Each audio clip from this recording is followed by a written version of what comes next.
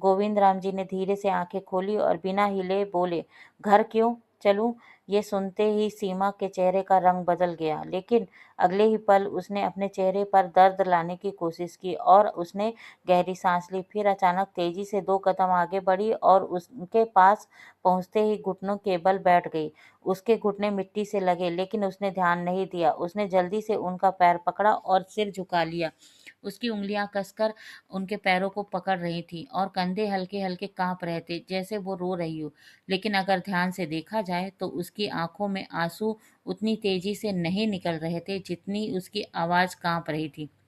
उसने बीच-बीच में साँस रोककर कहा, "पिताजी, मुझसे गलती हो गई, आप वापस चलिए।" लेकिन उसकी नज़रें एक पल के लिए ऊपर उठी और उसने जल्दी से विनय की तरफ देखा, जैसे ये जानना चाहती हो कि उसका असर हो रहा है या नहीं। फिर उसने तुरंत नज़रें झुका ली और ज़ोर से रोने का अभिनय करने लगी।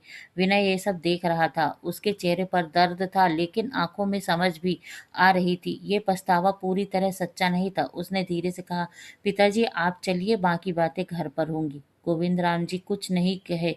उन्होंने बस धीरे से अपने पैर छुड़ाए और खड़े हो गए। सीमा तुरंत पीछे हटी और उठते वक़्त उसने अपने हाथ से साड़ी झाड़ी, जैसे मिट्टी हटाने की जल्दी हो। लेकिन अगले ही पल उसने फिर से सिर झुका लिया और धीमे कदमों से पीछे चलने लगी। घर वापस आने के बाद कुछ दिन तक सब कुछ बदलता हुआ दिखाई देने लगा। सुबह आंगन साफ मिलने लगा, पानी समय पर भरा होने लगा। गोविंद राम जी के सामने हर दिन एक दूध का गिलास रखा जाने लगा। लेकिन इस सब के बीच एक चीज़ वहीं रही, सीमा का चेहरा। जब भी वो ये सब करती, उसकी नज़रें बार-बार विनय की तरफ जाती, जैसे वो हर काम के साथ उसका भरोसा जीतना चाहती हो। एक दिन दोपहर को जब विनय दुकान चला गया और गोविंद राम जी अपने कमरे में आराम कर रहे थे, तब सीमा रसोई में खड़ी थी। उसने धीरे से दरवाजे की तरफ देखा, फिर गैस बंद की और धीरे से अपने हाथ पोंछते हुए कमरे से बाहर आई। उसने इधर-उधर देखा, घर में कोई नहीं था। उसके चेहरे से अचानक वो नरमी गायब हो गई। उसने हल्के से होंठ दबाए और बुदबुदाई, "अब ये रोज़-रोज़ का नाटक कब तक करना पड़ेगा?" फिर उसने गहरी सांस ली और फिर से वही शांत चेहरा बना लिया, जैसे कुछ हुआ ही नहीं। उसी समय बाहर से बच्चे की आवाज़ आई, "मम्मी!" सीमा तुरंत मुड़ी, उसके चेहरे पर फिर वही बनावटी मुस्कान आ गई और वो तेज़ कदमों से उसकी तरफ बढ़ गई। और यहीं से कहानी और गहरी होती जा रही थी, क्योंकि इस घर में अब सिर्फ खामोशी नहीं थी, बल्कि सच और दिखावे के बीच की एक पतली दीवार खड़ी हो चुकी थी, जिसे सिर्फ समय ही तोड़ सकता था, या फिर कोई एक ऐसी सच्चाई जो एक दिन सबके सामने आनी बाकी थी। उस दिन के बाद घर ऊपर से शांत दिखने लगा, लेकिन अंदर ही अंदर सब कुछ बदल चुका था। विनय अब हर चीज़ को ध्यान से देखने लगा था। सीमा जब भी गोविंद राम जी के लिए पानी रखती या खाना परोसती, तो उसकी नज़रें सिर्फ काम पर नहीं होती थीं, बल्कि वो बार-बार विनय की तरफ देखती थीं, जैसे वो हर हरकत को हिसाब दे रही हो। विनय चुप था, लेकिन अब वो पहले जैसा अनजान नहीं था। उसे धीरे-धीरे समझ आने लगा था कि यह बदलाव अचानक नहीं, बल्कि दिखावे का हिस्सा है। 1-2 दिन तक उसने कुछ नहीं कहा, बस वो देखता रहा, समझता रहा और इंतज़ार करता रहा। एक दोपहर जब विनय दुकान जाने का बहाना करके घर से बाहर निकला, तो उसने घर के बाहर ही रुककर वापस अंदर झाँका। दरवाज़ा थोड़ा खुला था और अंदर रसोई से हल्की आवाज़ आ रही थी। सीमा गैस बंद कर रही थी। उसने जल्दी-जल्दी हाथ पोंछे और दरवाजे की तरफ देखा। फिर वह धीरे से बुदबुदाई, "कब तक ये सब करना पड़ेगा? रोज़-रोज़ का नाटक अब मुझसे नहीं होता।" ये शब्द सीधे विनय के कानों तक पहुँचे। उसका चेहरा सख्त हो गया, लेकिन इस बार वो अंदर नहीं गया। उसने खुद को रोका और वापस बाहर चला गया। लेकिन अब उसे पूरा सच समझ आ चुका था।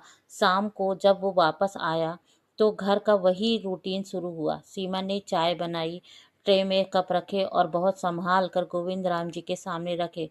उसने हल्की आवाज़ में कहा, "पिताजी, चाय पी लीजिए।" लेकिन इस बार विनय ने उसकी हर हरकत को गौर से देखा। उसकी उँगलियों की पकड़, उसकी आँखों का घुमाव और आवाज़ की बनावट, सब कुछ एक जैसे एक अभ्यास की तरह था। और तभी उसने फैसला कर लिया। रात को खाना खाते वक़्त विनय ने कहा, "कल से पिताजी को आराम करना चाहिए। अब उन्हें कोई काम करने की ज़रूरत नहीं है।" ये सुनते ही सीमा ने तुरंत सिर हिलाया, "हाँ, बिल्कुल।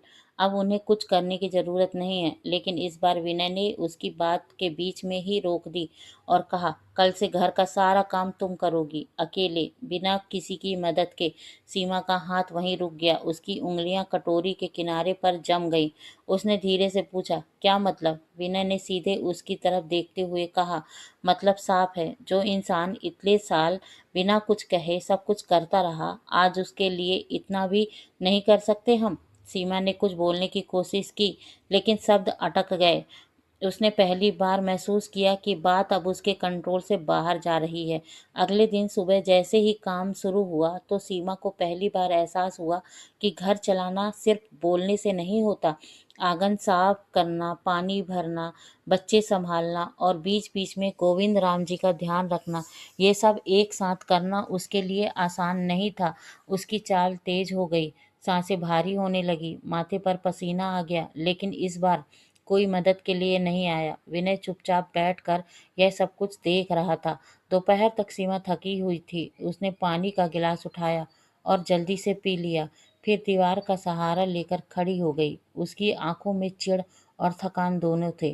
तभी विनय ने धीरे से उसके पास गया और बोला, बस इतना सा काम करके थक? और वो इंसान सालों से बिना कुछ कहे सब कुछ करता रहा, कभी शिकायत नहीं की, कभी हिसाब नहीं मांगा। सुनते ही सीमा ने पहली बार नजरें झुका ली, लेकिन इस बार भी वो पूरी तरह टूटी नहीं। उसने धीरे से कहा, तो मैंने भी क्या गलत किया? मैंने तो सब सच कहा था।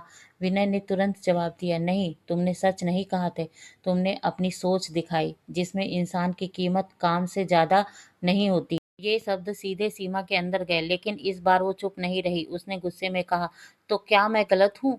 अगर मैं अपने लिए सोचती हूँ, अगर मैं हर चीज़ का हिसाब रखती हूँ, तो इसमें बुरा क्या है? विनय ने गहरी सांस ली और बहुत शांत आवाज में कहा, हिसाब रखना गलत नहीं है, लेकिन जब रिश्ते भी हिसाब में आने लगे तो घर नहीं बसता। इतने में गोविंद राम जी भी बाहर आ गए। उन्होंने दोनों को देखा, लेकिन कुछ नहीं कहा। वो चुपचाप आकर चारपाई पर बैठ गए। उनका चेहरा पहले से ज्यादा शांत था, जैसे अब वो किसी की उम्मीद नहीं थे।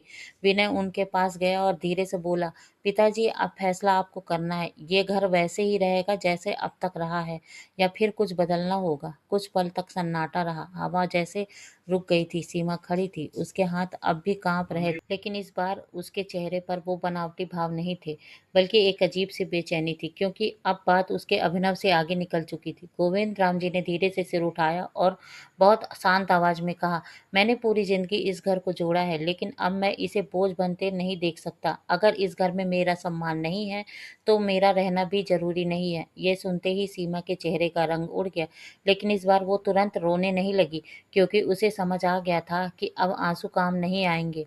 विनय ने तुरंत कहा, पिताजी, आप कहीं नहीं जाएंगे, ये घर आपका है। लेकिन इस बार गोविंद राम जी ने उसकी बात काट दी और कहा, घर वही होता है जहाँ इंसान को उसकी ज़रूरत हो। यहाँ अब मेरी ज़रूरत नहीं रही। ये शब्द सीमा के अंदर कहीं गहराई तक उतर गए, लेकिन इस बार ये एहसास अचानक नहीं था, ये धीरे धीरे जमा हुआ था। पिछले कुछ दिनों की हर बात, हर नज़र, हर सच्चाई अब उसके सामने साफ खड़ी थी। उसने एक कदम आगे बढ़ाया, लेकिन इस बार उसके कदम में नाटक नहीं था। उसने धीमी आवाज में कहा, पिताजी, रुक जाइए। लेकिन इस बार उसकी आवाज में वो कॉन्फिडेंस नहीं था जो पहले था, बल्कि एक डर था खो देने का। गोविंद राम जी ने उसकी तरफ देखा और बस इतना कहा, सम्मान मांगा नहीं जाता, महसूस कराया जाता। और फिर वो उठकर अंदर चले गए। उस रात घर में कोई नहीं सोया। विनय चुपचाप बैठा रहा, बच्चे अपने दादा के पास लेटा रहा, और सीमा पहली बार अपने कमरे में अकेली बैठी रही। उसने ना रोया, ना किसी को बुलाया, बस चुपचाप बैठी रही, क्योंकि इस बार उसे समझाने वाला कोई नहीं था, उसे खुद समझना था। लेकिन इस बार भी कहानी पूरी तरह खत्म नहीं हुई, क्योंकि कुछ सच्चाइयाँ तुरंत नहीं बदलती। अगली सुबह जब सूरज निकला तो आंगन साफ था, पानी भरा हुआ था और दरवाजे के पास एक गिलास दूध रखा था। लेकिन इस बार कोई देखने वाला नहीं था, कोई तारीफ करने वाला नहीं था, और शायद पहली बार ये काम किसी को दिखाने के लिए नहीं, बल्कि खुद को बदलने के लिए किया गया था। गोविंद राम जी बाहर आए। उन्होंने एक नज़र आंगन में डाली और फिर उस गिलास को देखा और कुछ नहीं कहा, बस धीरे से बैठ गए और चाय पीने लगे। इस बार घर में जो खामोशी थी वो खाली नहीं थी, उसमें एक नई शुरुआत थी, हल्की सी आहट थी। लेकिन ये शुरुआत कितनी सच्ची थी, ये अब समय ही बताएगा। धन्यवाद दोस्तों। अगर ये कहानी आपको अच्छी लगी हो, आपसे रिलेट कर रही हो, तो प्लीज़ लाइक और सब्सक्राइब करिए।